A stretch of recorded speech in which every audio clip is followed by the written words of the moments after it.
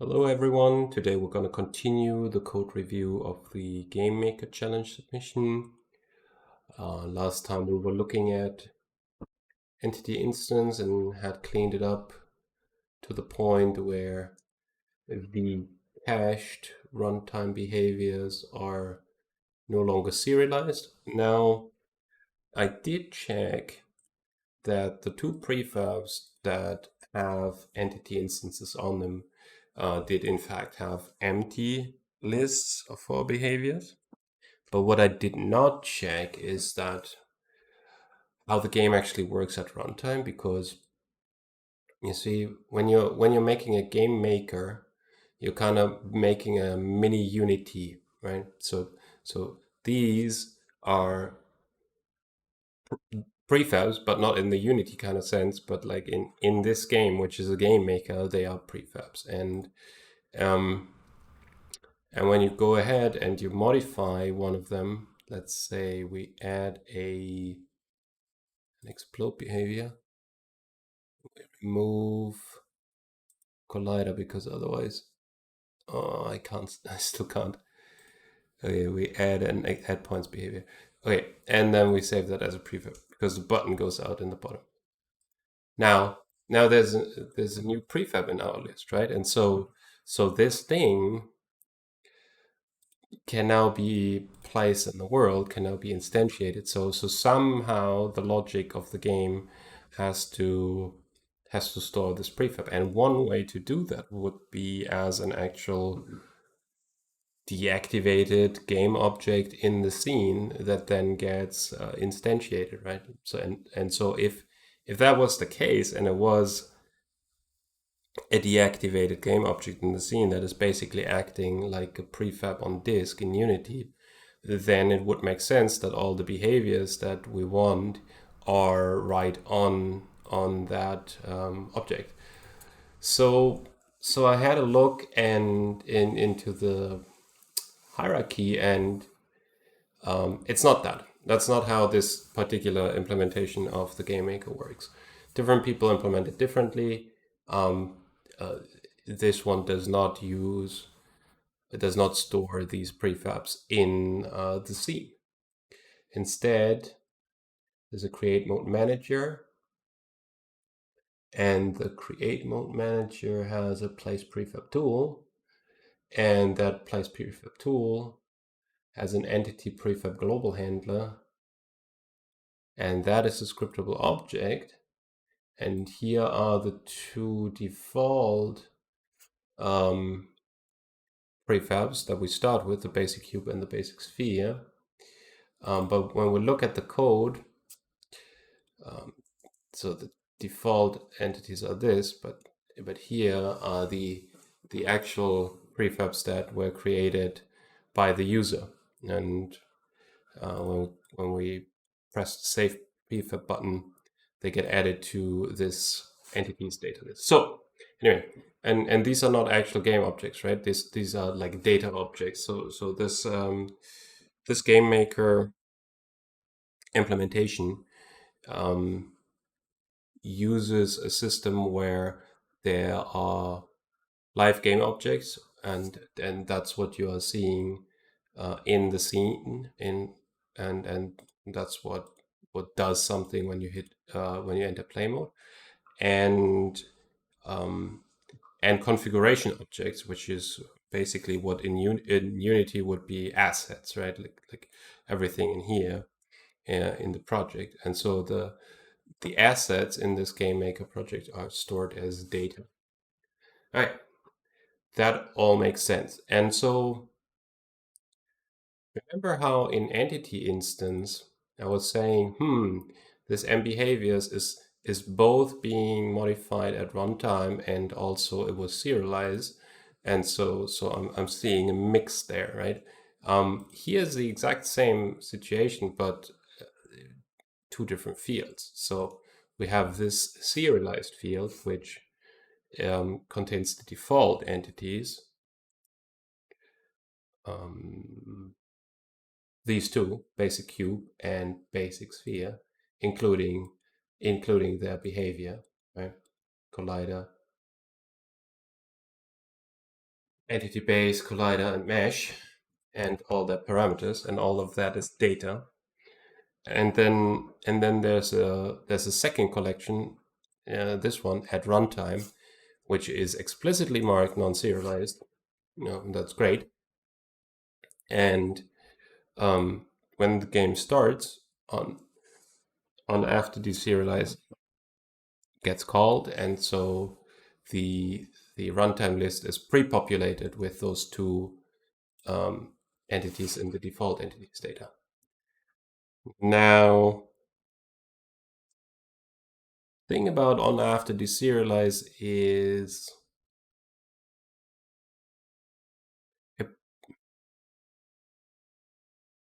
it could,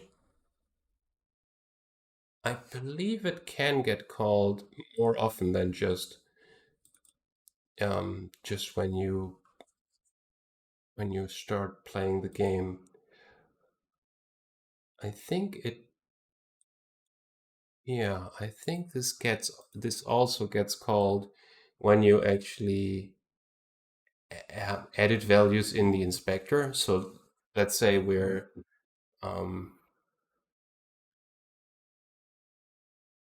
okay, here's what I'm gonna do. I'm gonna remove this second basic sphere from this list, and that should trigger an on after deserialize, because it has to reserialize the scriptable object in order to show it to me in the inspector, and that should then add two more entities to the list, to the prefab list, kind of implicitly. And whether that actually then gets refreshed directly in the UI, I doubt that, but we might be able to trigger a UI refresh by manually adding one more, and then we should see at least another basic cube in here, because of that, if all of that is true. So let's go ahead. Oh, that was not the right button. This is the right button. Uh-huh. Ah, oh no. Oh, okay, okay. I forgot that there's a line in before that which says, okay, throw everything away and then add those default entities. So okay, that's what just happened. So okay, as you can see, I was just able to trigger the on after deserialize by doing something that is impossible to do in the game, but is very possible to do in Unity. Shouldn't have done that in Unity, but when you're working with multiple people on the team, things like that happen. And now I need to use a version control system to restore this to the previous state, because I just made a modification to it at runtime, and it's a scriptable object, and they preserve the modifications, right? Anyway, what I'm trying to get to is that there's a simpler way, better, because it's simpler, and better because it doesn't have this problem that it can get called multiple times. And the way to do this is to use on enable, um, because that really only gets called. It's kind of like, let's actually do on awake. Oh, awake is like a constructor for the scriptable object, and really only gets called when it gets constructed.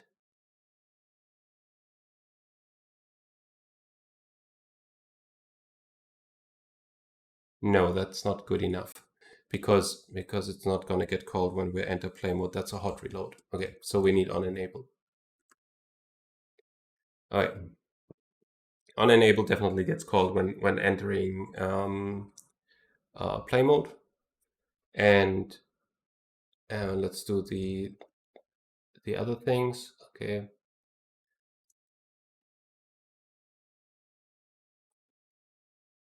just keeping it the same. Okay, we don't need this, we don't need that, we don't need this. Can make it sealed. It keeps track of all the saved prefab assets. Prefab asset is saved as an entity data. See, so this might be a comment that I can accept because I figured that out already by myself. But I had to look at Unity and not just at the code in order to realize that. So prefab, there's a prefab asset saved as entity data. You know, if they are prefab assets, then they should be called prefab assets, right?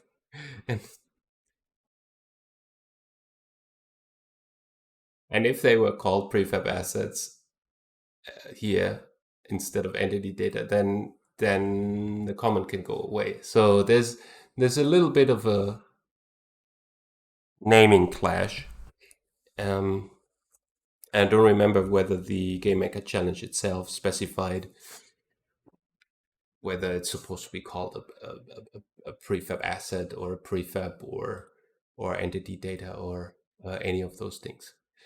While we're at it, let's make this an array for the same reason as before, and then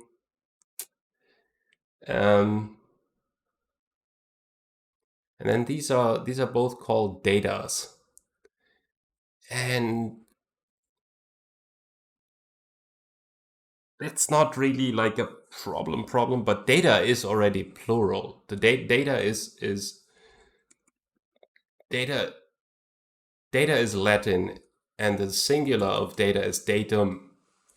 So datas is just like more plural of a plural that doesn't really get more plural than data. So for that particular reason, data is usually not a good name for classes, because when you have a class, you probably want to create multiple instances of it, right? And then you can very easily run into a situation where you then want to store multiple instances of it in the same collection. And usually we name our collections like, what's inside with an S at the end. But if your element is already plural, then that all breaks down. So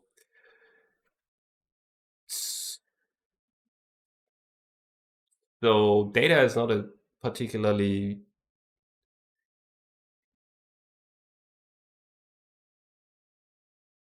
data as a class name has its problems.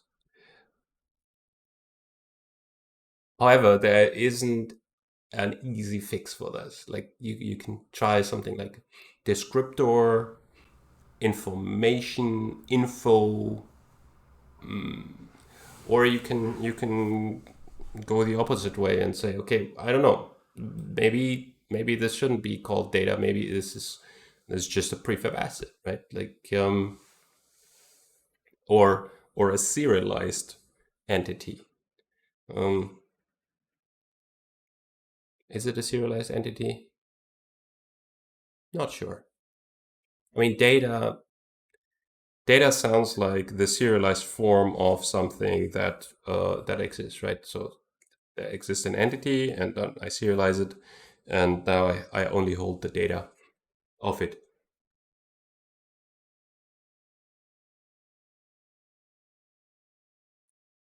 Yeah.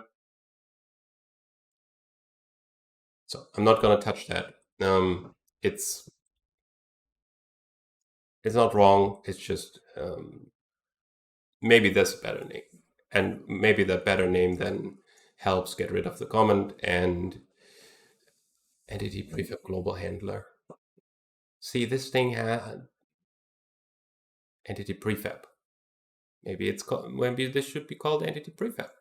Is there an entity prefab? Entity prefab.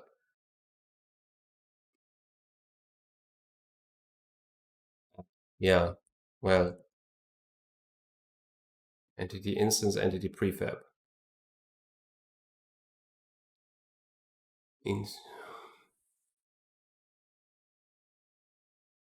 Naming and cache invalidation, the two hardest problems in computer science and programming, software engineering. Naming is hard.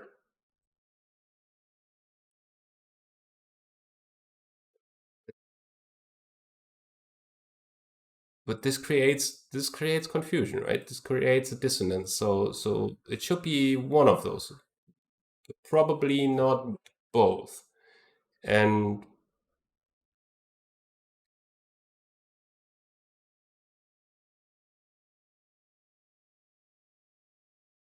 let's find out what we do with entity data. Do we do anything in here? No, we're just storing it. Do we do anything in here? We create entities from it. So entity data, entity entry. Whoa.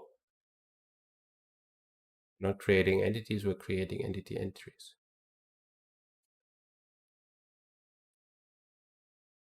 I would suggest taking a step back at this point and looking at the implementation, which probably didn't start out with that many classes and that many names, and it's when you have a problem like this, it's really tricky because all these all these words already have a meaning in Unity, right? Like in Unity, that already is a prefab that had a meaning for the word prefab and a meaning for the word instance and a meaning for the word entity, even game object entity. So when you're making a game maker, you all your names are clashing with like the Unity meaning of those names, and then you also run out of clever names to name all your stuff, right? We now have entity data, entity instance, entity entry. Do we ever have an entity?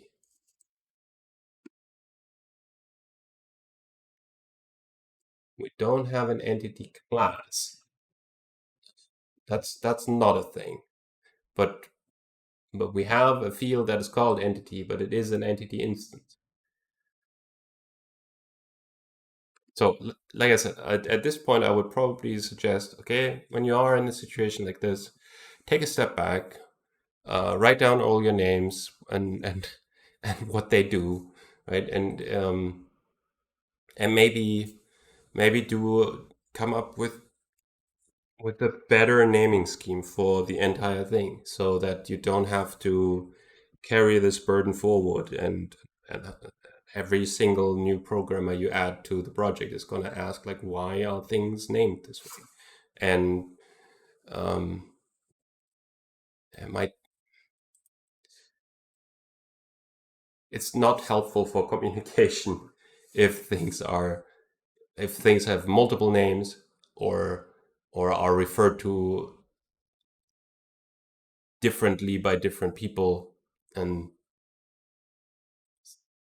this happens all the time in projects big and small, right? That you end up with like a historically grown pile of words that used to have meaning, and now after refactoring and um, it's all a bit messy. So spending some time on refactoring your names is a good idea. Is worth doing it, but make sure that your names are actually getting better and not just different. So try to. The goal should be to remove the comments and the inconsistencies between like a, what we saw before, where it's a prefab or it's an instance or it's a prefab asset and it's a data. If you don't have inconsistencies, that's a good sign. Okay. Save prefab, remove prefab, add index. Interesting. Probably via the UI. So, and then on enable, here we clear it and then we add range. On enable only gets called once in the lifetime of an instance of a scriptable object. It might look like it gets called multiple times because when you do a hot reload, so when you enter play mode, you do get an on enable on the same on the scriptable object that is living in your project, right? And so it has a same instance ID all the time. So you might think that you're actually getting on enable on the very same C# instance, but that's not the case. It's just that Unity is performing a hot reload, and Unity is actually creating a new instance from scratch and then serializing the old instance into the new instance and then calling on enable on that one. And so I'm almost 100% certain that it is not necessary to clear this, that on an enable really only gets ever called once in the lifetime of a scriptable object. Right. So to do, remove this, to do, rename that, and this it used to be called default entity prefabs. It might have been the better name. Okay.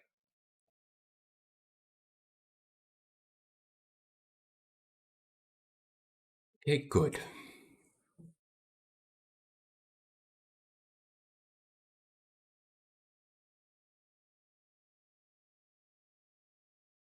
Let's have a look who puts prefabs in here. Selection tool. Oh yeah, the selection tool has a save prefab button. That's right. Oh yeah, right. Save prefab, and then we clone the data of whatever we're doing. Let's have a look at that cloning. Entity data represents an entity. Yeah. Then it should be called entity representation if it represents an entity, right? And then if it's called entity representation, then it even has a correct plural. Behavior data is also in this class. Move it to its own class. Okay. This is shorter. That's nice. What is entity data? Entity representation? Maybe not bad. You can ask like, okay, how is it being represented? Like, is it a binary representation, or is it, I don't know, is it a visual representation? Okay, in this case, it's a serialized representation, right? It's a I don't know, data representation. So it's not a perfect name, but I would probably go with descriptor. Okay. Or just, yeah, probably descriptor. Okay, an entity can have a name, a type. Yeah, so see, the important word in here is not SO. That's like an implementation detail. I would actually drop that completely. I mean, you're not calling your mono behavior as mono behavior, right? It's not called entity instance mono behavior or entity instance MB. So I don't really see the value in calling selection tool clone. Yeah, in calling the entity type as O. Like you're putting Mm. It doesn't make it any better, I guess. Doesn't make it any clearer. So anyway, I would drop the SO, and then okay, entity type. Yes, that's what it is. But if that is an entity type, and we're right now we're talking about representing entities, right? Like if you might just go with name and type because we're already representing entities. Like what else would it be if not the entity's name, right? And the entity's type. But okay, if you want to, you can go with entity name and entity type. What it's not wrong. And then we have a list here, which is public.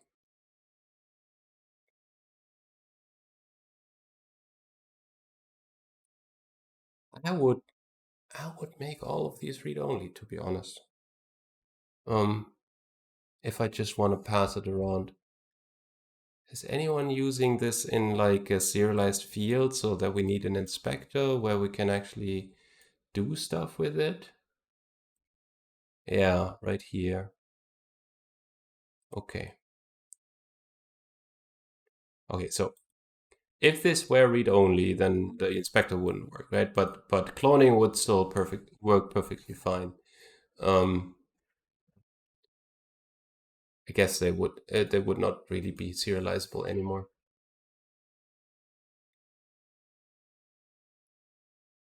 The next best thing then would be to make it serialized field, right? Serialized field private. That has for Unity this is the same, and for our code this makes it a little bit serialize field. Makes it a little bit less public, a little bit more read only, and then yeah, um,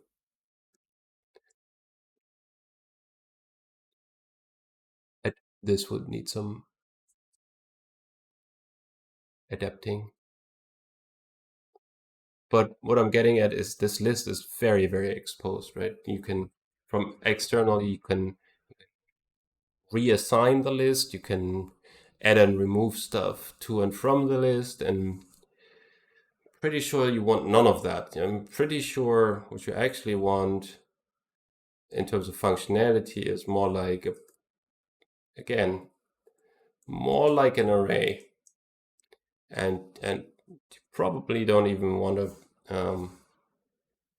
reassign the thing. So private, right?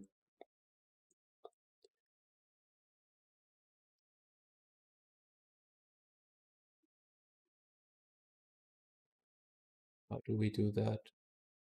Unity Engine serialization, formally serialized.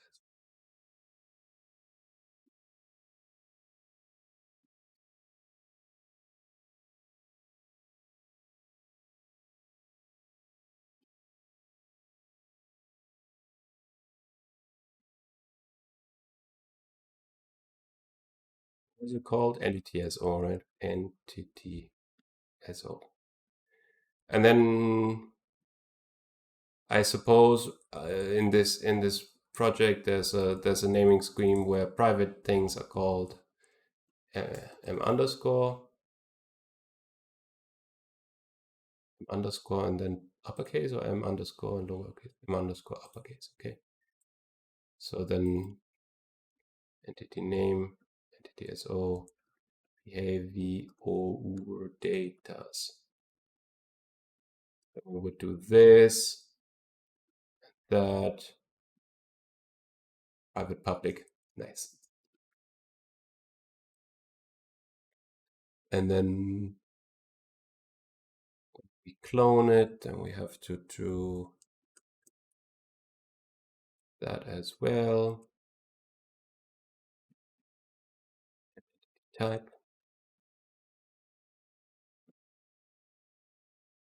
Right. And the array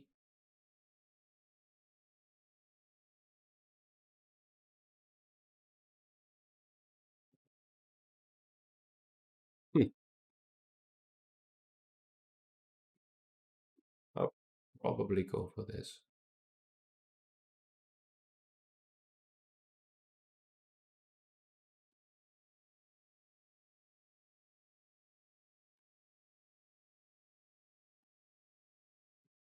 Probably clone the array. I mean, depending on how strong your stomach is, you could just use the array from the original, right? Because um, chances are, if you want to modify the original, you would have to allocate a new array anyway. So probably not oversharing, but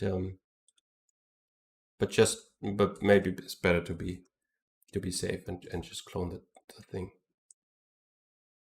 Okay, yeah, that's a for each loop again. There's no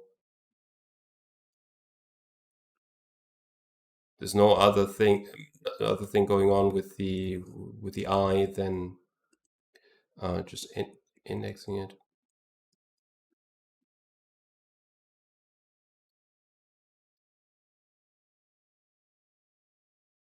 Clone underscore b. Aha. Okay. Okay. So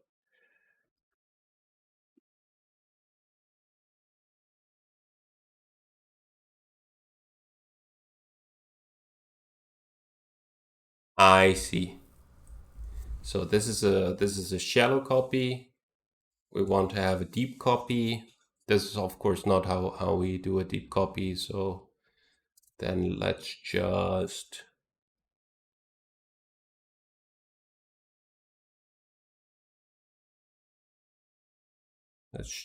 do the following. Let's just make a new array here. New behavior data array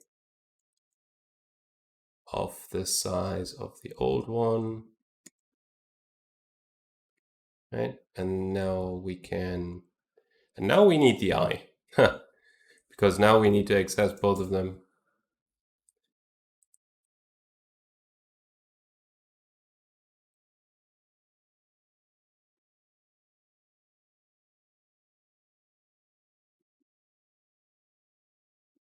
And that makes more sense.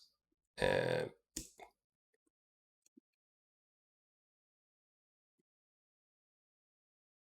oh, that. Oh.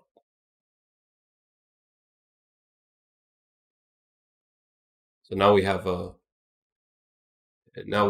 deep clone of the original entity data, and these things are still serialized fields, and they should still work in Unity because we have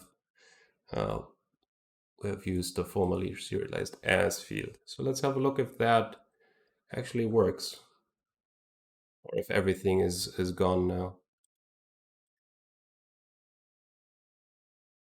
Oh yeah, right. Of course, I have broken a lot of code.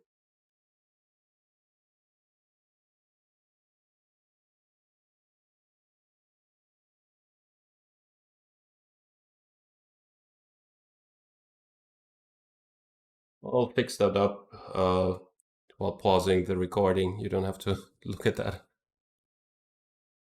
Okay, so I changed bunch of things, and there's a little bit out of scope actually for a code review. So normally I would really only review the code and then send comments back to whoever wrote the code, right? And then they would fix it, or they would tell me that my comment is invalid. And in this case, I both commented to myself and then fixed it myself. And then I also happened to notice that I was wrong. So here's what is going on. Um, so I made all of these private, and then I exposed getters to them. Um, Little note on this one here. Um, where did I see this? We had this before where we wanted to do a read-only collection, right? And we had this as read-only somewhere. Was it in the type? No. Was it in the handler? Yes. Okay, so here's the thing. Read-only collection is actually a real class, and in order to get a read-only collection out of a list, we have to explicitly call as read-only, right?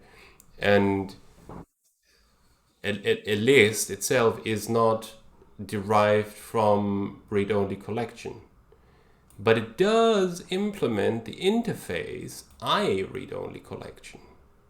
So what we should have done here, because to the caller, the interface is has exactly the same methods as the read-only collection class. So what we really wanted was just expose a reduced interface that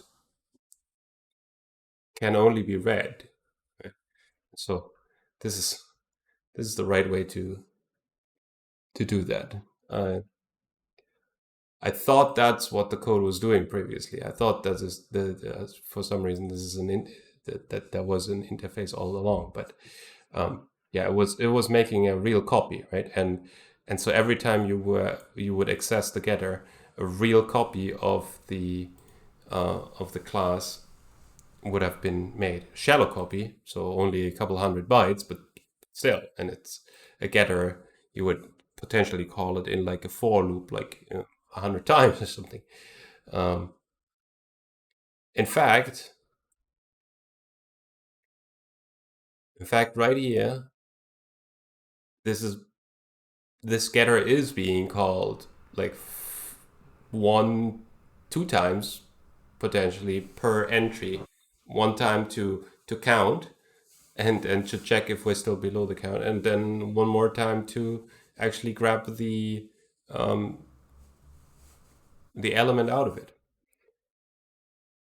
And this is a little funny because okay, so I earlier I was saying I read only collection implements exactly what or is the interface that read only collection exposes, but that's not quite true.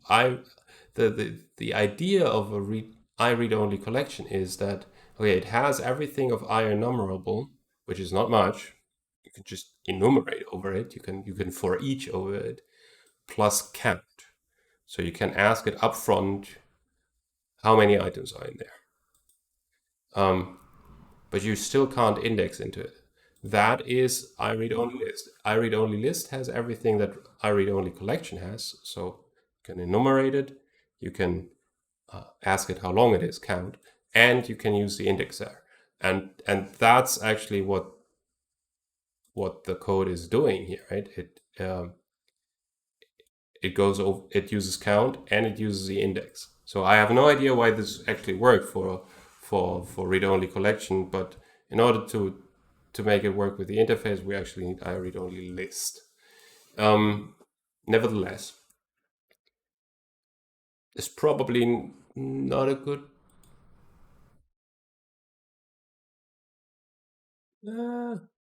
I is being used more than just for eaching, right? It's being used more than just grab it out. So there's a current prefab index, and there's a remove prefab. Okay, so this might actually be a for loop that is valid. A for loop where doing an indexing instead of a for each is actually reasonable because we do need the index in various places.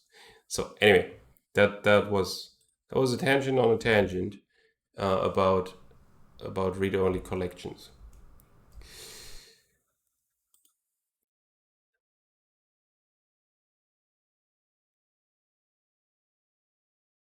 But I was doing entity data exactly.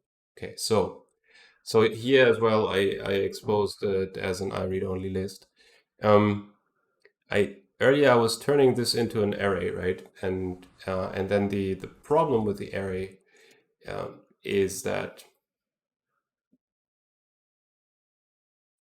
later in the code, we need to add to it and remove from it at an index.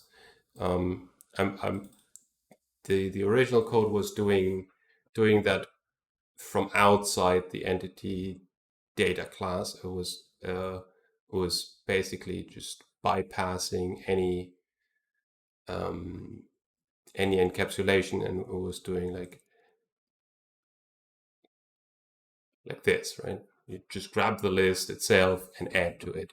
And so I made that a little bit more encapsulated by saying, okay, you know what, this is this is an implementation detail, whether that's an array or not. Please just call add behavior, and then down here, please just call remove behavior, instead of just directly going into the list and calling remove add. Now, the reason why I changed it back from an array to a list is not so much because add behavior, because you can reasonably implement that with a resize and then put it in the last place, right? But removing add index, that's a bit trickier, because you have to move all the remaining elements of the array to the front. Is there a function for that? I'm actually not so sure. I think it would be the copy function, where a source and destination array would be the same, and then they are slightly with different used with different indices. But honestly, it's not worth it. I mean, list is good at at these kind of things and implements it under the hood. So why not? So might as well use list. However, um, now we're back to what I was complaining about earlier about. Was it the entity instance? The instance, right? Where this very list here was both serialized and being dynamically added to and removed from at runtime. And so I said that's probably an ownership conflict. Like either you want it serialized or you want to have it dynamic. If it's serialized, there's usually not a good reason um, to want to mess with it. You just want to read what was being serialized. And so we have this exact situation here now. We have our entity data struct. This is a serialized field. It has to be a serialized field because we're literally talking about, what was it again? Place prefab, entity, global handler. Right. We're literally talking about this, right? The default entities that we start the game with. The one I just deleted earlier. And so as we're having this, we definitely need to serialize it, but we also definitely need to be able to add and remove, um, because that's what the UI does, right? That's like, okay, you place it. Oh, have I broken it? Okay, I also broke something somewhere. Not expecting this to go here.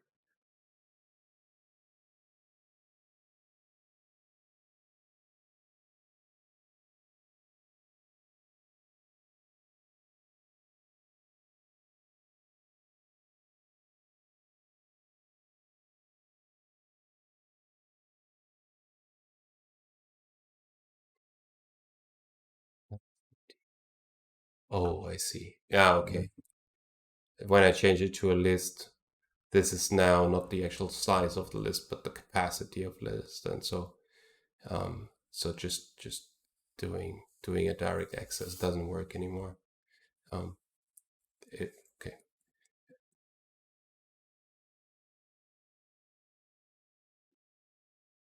Fill the list with clones, and while we're filling the list with clones, we don't need the index for anything anymore. So this this is for each loop again.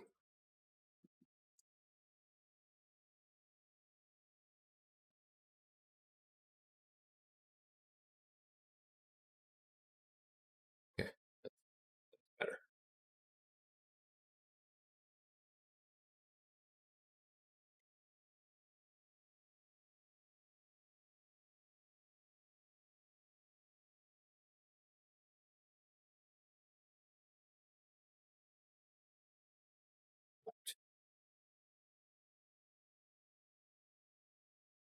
here, add behavior, this button right there, or this X here to remove a behavior or add a behavior. That needs to dynamically change the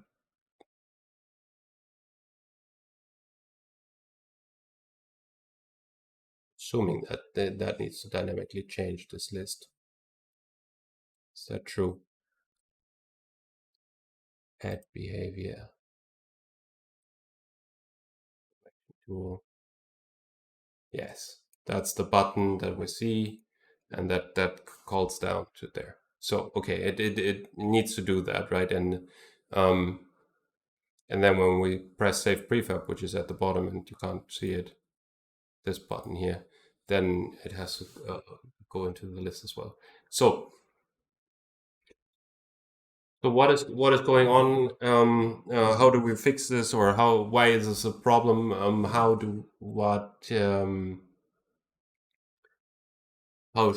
should we handle this kind of case?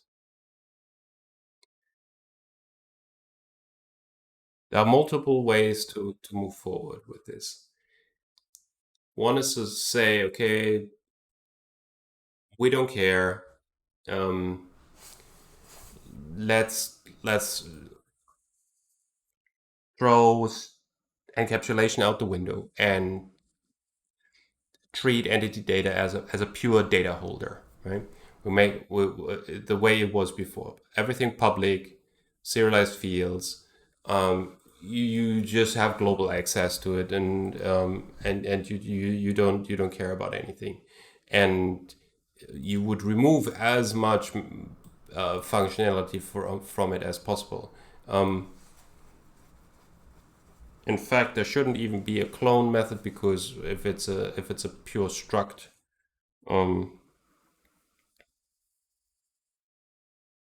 you can just use operator equal to make a clone, and all the fields get copied over.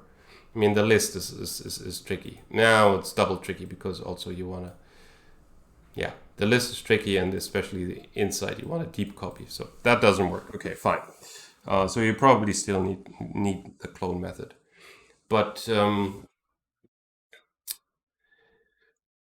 what I would suggest to do is a little bit the opposite, because right now, because we are using entity data for two things. We're using it over here for the default entity data, and this place right there is the only reason why we need it to be serializable at all. Once we are playing the game and we're talking about well, this custom inspector with its list of behaviors and stuff, it doesn't need to be serializable anymore. We're not actually making use of that, and it never goes back into anything core Unity related. It never goes back into game objects. It just lives as at runtime in this like runtime list, right? In the global handler, right here. So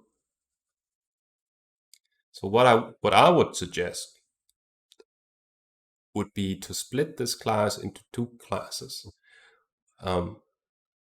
where you do the serialized part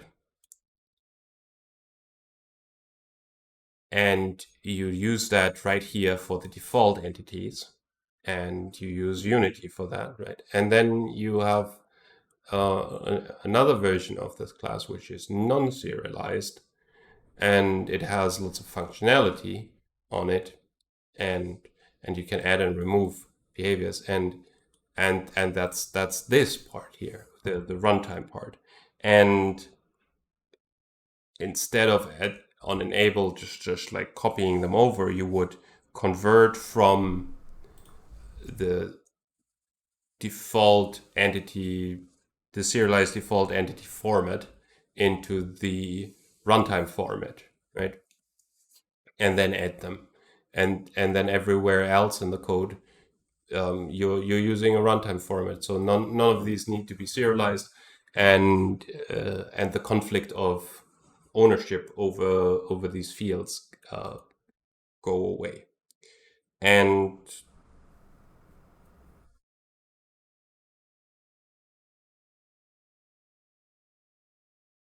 that would be cleaner.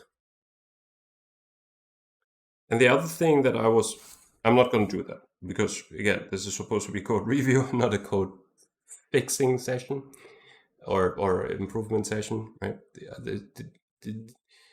This would have been a long discussion and back and forth with the programmer who originally wrote the code, and maybe we would have decided, it's not worth it.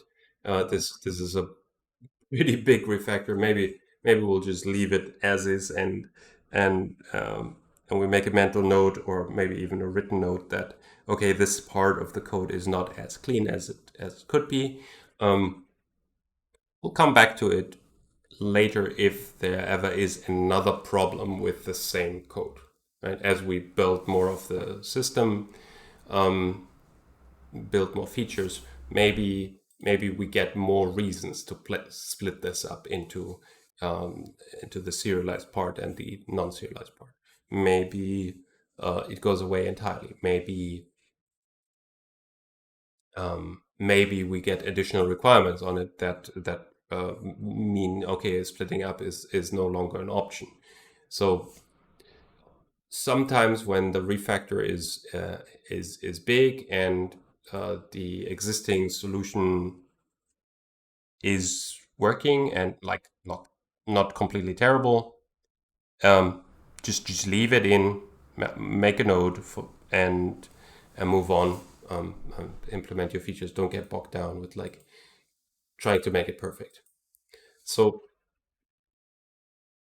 the other part that also didn't work is I wanted this entity name to be just a read-only getter, right? And it turned out I actually needed to have it be settable, because there is UI right here where you can change the name of the entity. You can't change the type of the entity. It is we cloned it from the basic cube, or it started out as the basic cube, right? But we can absolutely change the name, and so this field is dynamic at runtime. So in the end, I went for the quick version where I have a getter and a setter, but this really is no better than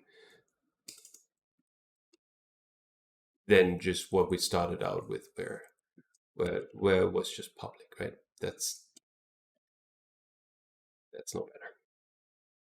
And so that's another data point indicating that, okay, the refactor that I just did, that cost me a bunch of time, really wasn't worth it, because now we're in a situation where like half of it works, and or half of it got refactored and the other half didn't, and it's not any cleaner. It's just different than before. So that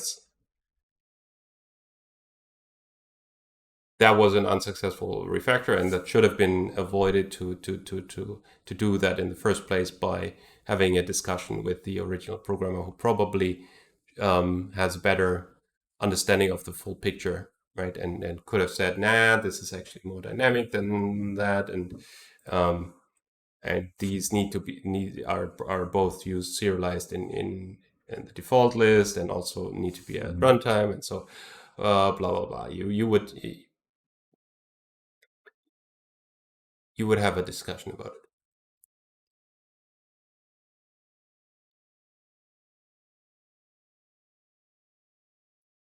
I think I will end this episode here. There's still a lot to look at. Seeing global handler. Scene keeps track of all the entity data and their instances. That seems like an interesting thing to look at next. So there's a scene representation of what's going on. Again, kind of a re-implementation of what Unity already has. It's not. It looks like it doesn't make use of game objects that are live or just disabled game objects. It seems to have a complete parallel universe where, there are where game objects are maybe entities, entries, or something like that, and so then we have a handler for that.